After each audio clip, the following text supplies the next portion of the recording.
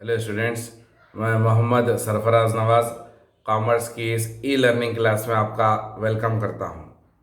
आज हम जिस टॉपिक पर बात करने वाले हैं वो है रिटेन्ड अर्निंग्स। कंपनीज जो बिजनेस करते हैं और जब उनको प्रॉफिट आता है तो कंपनी उस प्रॉफिट को अपने पास रख लेती है। और जब भी कोई कंपनी प्रॉफिट कमाती है और अगर वो चाहे तो प्रॉफिट का एक हिस्सा डिविडेंड के फॉर्म में अपने शेयर होल्डर्स को दे सकती है और बचे हुए प्रॉफिट को अपने पास रख सकती है। और इस बचे हुए प्रॉफिट को ही रिटेन्ड अर्निंग्स कहा जाएगा। कंपनीज के जो नेट अर्निंग्स होते हैं उसका एक परसेंटेज होता है और कंपनीज अपने शेयर होल्डर्स को पूरा डिविडेंड नहीं देते और कुछ प्रॉफिट को रोक लिया जाता है। कंपनीज में शेयर होल्डर्स ने अपना पैसा लगाया है और कंपनीज ने प्रॉफिट भी कमाया है, तो कंपनीज शेयर होल्डर्स को पूरा डिविडेंड क्यों नहीं देते, कुछ अपने पास रोक कर क्यों रख लेते हैं? वो इसलिए करते हैं कि कंपनीज को फ्यूचर इन्वेस्टमेंट भी तो करना होता है, तो उसके लिए पैसा रिटेन्ड अर्निंग से लिया जा सकता है। और कंपनी के जो कर्जे होते हैं उनको पे करने के लिए भी रिटेन अर्निंग्स को यूज़ किया जाता है। और रिटेन अर्निंग के नाम से ही हम जान सकते हैं कि उसका क्या मतलब होता है। अर्निंग का क्या मतलब होता है? अर्निंग का मतलब इनकम होता है, प्रॉफिट होता है। और रिटेन का मतलब रोक के रखना, संभाल कर रखना, पैसों को रोक कर रखना ताकि फ्यूचर में उन पैसों का कहीं इन्वेस्टमेंट हो सके। रिटेन अर्निंग्स के कई नाम होते हैं, जैसे अनडिस्ट्रीब्यूटेड प्रॉफिट या फिर एक्यूमुलेटेड प्रॉफिट या फिर इंटरनल फाइनेंसिंग। तो इन तमाम नामों से रिटेन अर्निंग्स को जाना जाता है और इन सब का एक ही मतलब होता है कि प्रॉफिट को बचा कर रखना या फिर प्रॉफिट को रोक कर रखना। रिटेन अर्निंग्स के लिए किस चीज़ का होना ज़रूरी है? रिटेन अर्निंग्स के लिए कंपनीज को प्रॉफिट कमाना ज़रूरी होता है और अगर प्रॉफिट है तो रिटेन अर्निंग्स है। तो रिटेन अर्निंग्स के लिए प्रॉफिट का होना ज़रूरी होता है। और अगर किसी कंपनी को हर साल प्रॉफिट हो रहा है तो ये बहुत अच्छी बात है। और कंपनी अपना सारा प्रॉफिट डिविडेंड में ना बांटे और कुछ प्रॉफिट को रोक कर रखे। और ये प्रॉफिट जो बच गया है, जिसको रोक कर रखा गया है, उसको कहाँ रखेंगे? उसको रखेंगे रिजर्व फंड में। और जब कभी भी कंपनी को पैसों की ज़रूरत होती है तो रिजर्व फंड में से पैसे निकाल सकती है। और कंपनीज के जो अर्निंग्स होते हैं उसमें उतार चढ़ाव होते रहता है और कंपनीज को जब कभी भी प्रॉफिट आता है तो वो उसको उठाकर रख लेती है। क्यों रख लेती है? फ्यूचर इन्वेस्टमेंट करने के लिए। कंपनी अपना सारा प्रॉफिट शेयर होल्डर्स में डिविडेंड के तौर पर पूरा नहीं बांटती, उसमें से कुछ हिस्सा अलग से निकाल कर रखती है। कहाँ रखती है? रिजर्व फंड में रखती है और ये हर साल बढ़ते रहता है। और इस एक्यूमुलेटेड प्रॉफिट को हर साल बिजनेस में कंपनीज इसको री इन्वेस्ट करते हैं। कंपनीज को जो प्रॉफिट आता है उसमें से कुछ हिस्सों को अलग से थोड़ा थोड़ा जमा करते रहना और वही पैसा बिजनेस में दोबारा इन्वेस्ट करना, उसी को हम रिटेन अर्निंग्स कहेंगे। तो समझ में आया रिटेन अर्निंग्स क्या होते हैं? कंपनी ने अपने प्रॉफिट में से कुछ हिस्से को निकाल कर अलग से रखा है। कहाँ रखा है? रिजर्व फंड में रखा है। तो कंपनी अब उस पैसे का क्या करेगी?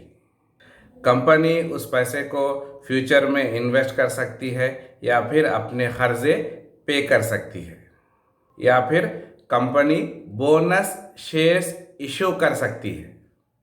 कंपनी के पास बहुत सारा पैसा जमा हो चुका है तो कंपनी उस जमा हुए पैसे का क्या करेगी? कंपनी अपने एग्जिस्टिंग शेयर होल्डर्स को बोनस शेयर्स इशू करेगी, वो भी फ्री ऑफ कॉस्ट इशू करेगी। बोनस शेयर्स इशू करने से कंपनी के जो एग्जिस्टिंग शेयर होल्डर्स होते हैं उनकी शेयर होल्डिंग्स बढ़ जाती है। अब ये सवाल पैदा होता है कि बोनस शेयर्स क्या होते हैं, तो चलिए इसके बारे में थोड़ा सा जान लेते हैं।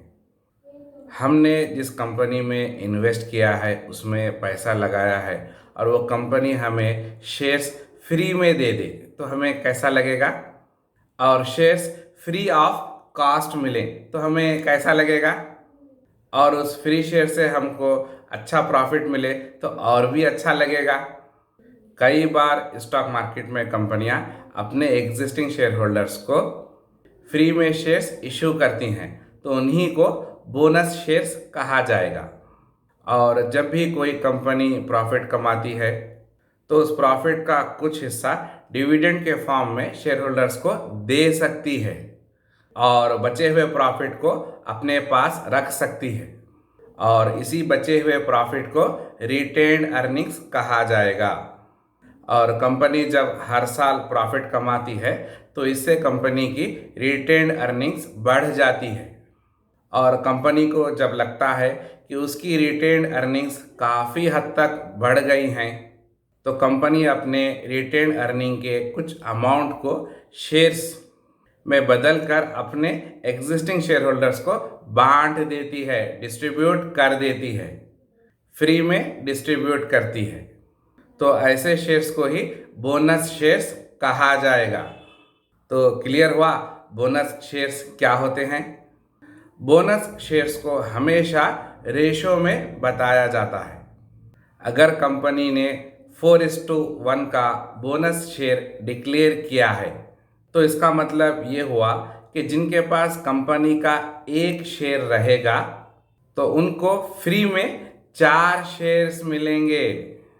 बोनस शेयर्स के मिलने से शेयर होल्डर्स के इन्वेस्टमेंट में कोई चेंज नहीं होता, और बोनस शेयर्स देना कंपनी के लिए अच्छा माना जाता है, और बड़ी कंपनियां ही बोनस शेयर्स इशू कर सकती हैं।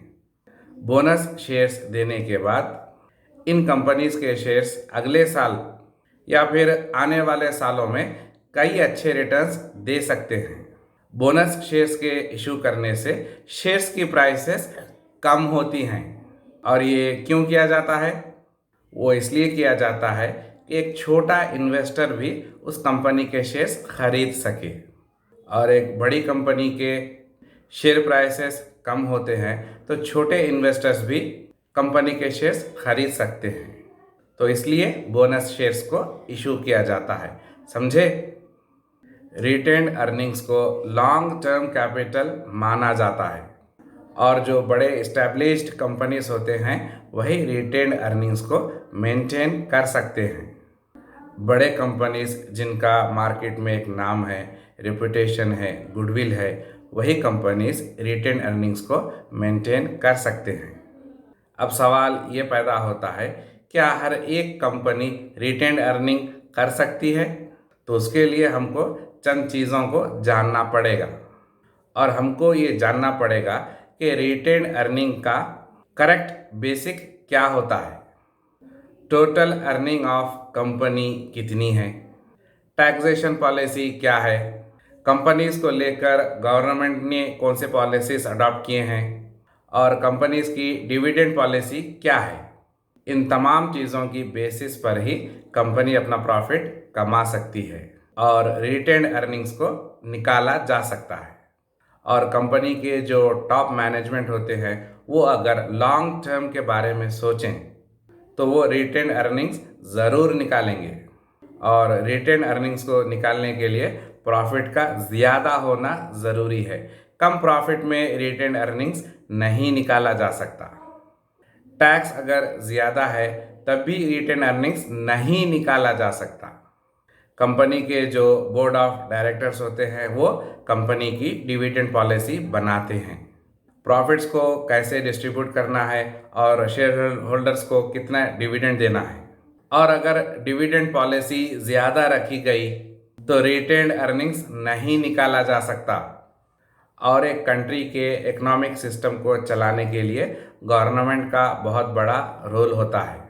गवर्नमेंट एक रेगुलेटरी बॉडी होती है और जो भी कंपनीज होते हैं वो गवर्नमेंट के रूल्स एंड रेगुलेशंस के हिसाब से काम करते हैं।